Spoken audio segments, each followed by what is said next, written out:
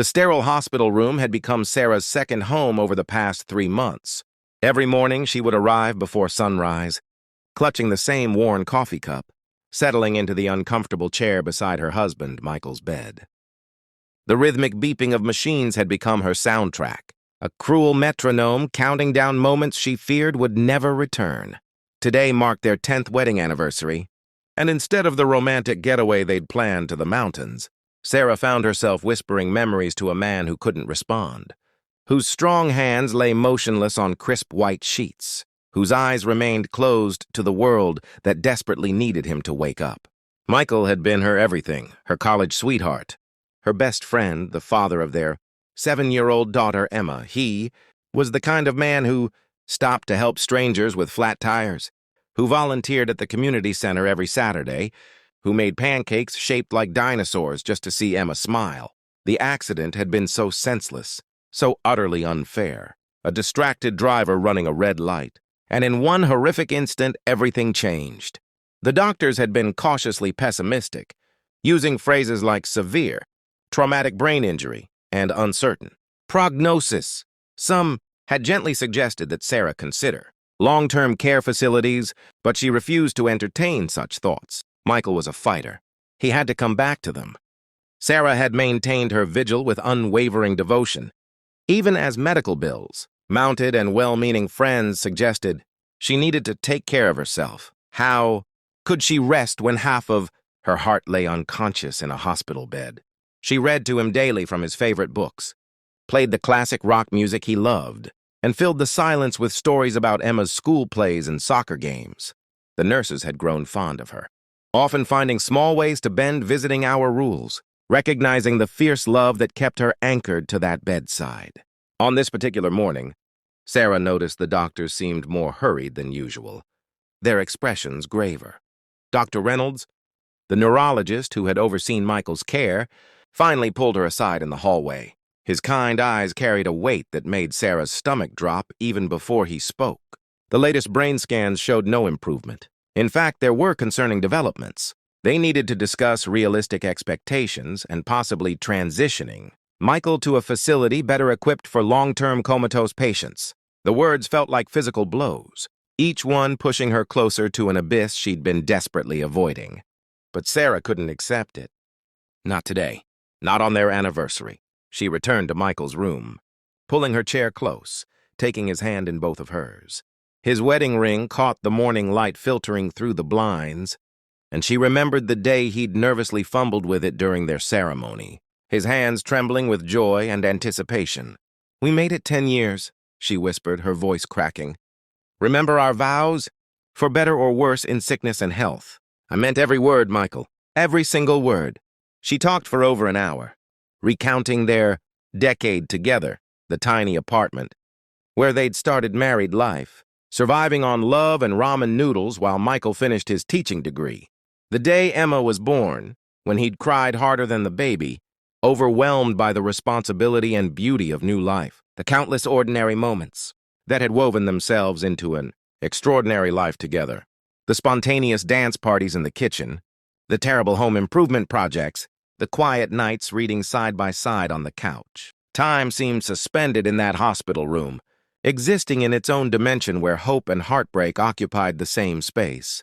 Sarah knew she had to leave soon. Emma was staying with Sarah's mother, and she'd promised to pick her up for dinner.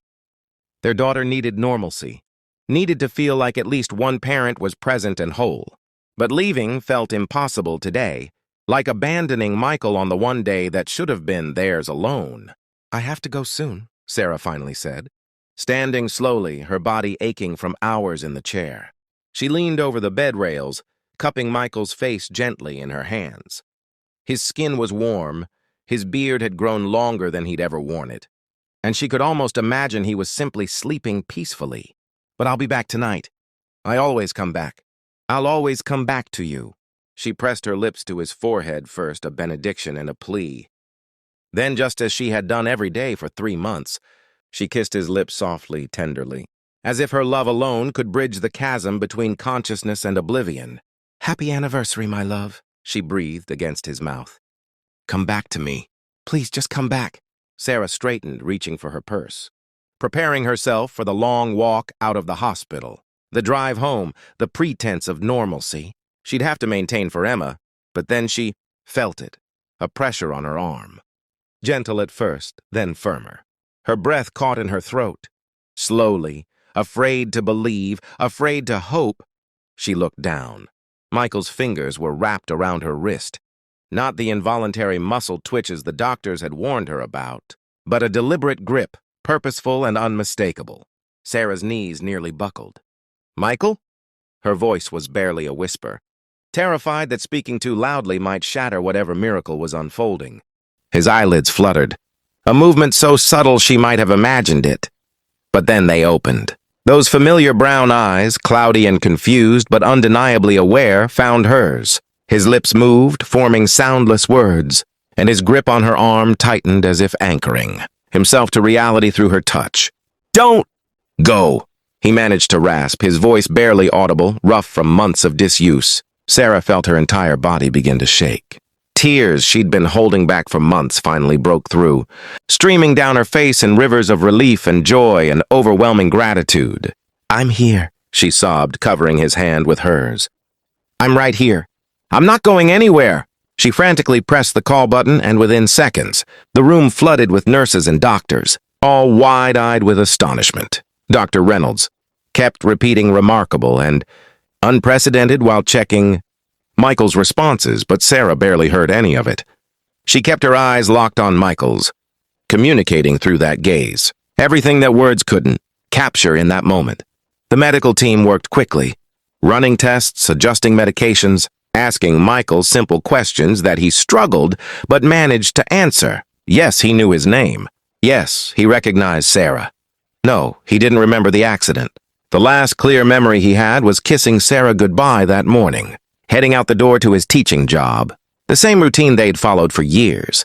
When the doctors finally gave them a moment alone, Sarah collapsed into the chair, still holding Michael's hand like a lifeline. "You came back," she kept repeating. "You actually came back." "Heard you," Michael whispered slowly, each word requiring tremendous effort. "Every day. Your voice, Emma's stories, the music, kept me fighting." Sarah learned that afternoon that miracles aren't always loud or dramatic. Sometimes they're quiet whispers in hospital rooms. Sometimes they're a hand reaching out to hold tight to love when letting go would be easier. In the weeks that followed, Michael's recovery would be grueling, relearning to walk, rebuilding his strength, working with therapists to regain everything the accident had stolen. But he was awake, he was alive, and he was fighting his way back to them. The nurses would later tell Sarah that in their years of medical experience, they'd rarely seen such a profound example of love's power. While they couldn't scientifically explain Michael's sudden awakening, they believed that Sarah's constant presence, her unwavering faith, and that anniversary kiss had somehow reached through the darkness and called him home. 3 months after Michael woke up, the family celebrated their anniversary again, this time properly. Nothing fancy, just pizza in Michael's hospital room with Emma between them on the bed. Michael's arms still weak but strong enough to pull his girls close. They had learned that the best gifts aren't things you can wrap or buy. The best gift is another day together, another chance to love, another moment to hold tight to what matters most. And as Sarah looked at her husband, finally truly present after so long away, she knew that some things are worth waiting for, worth fighting for, worth believing in even when hope seems impossible. Love, it turns out, really can work miracles.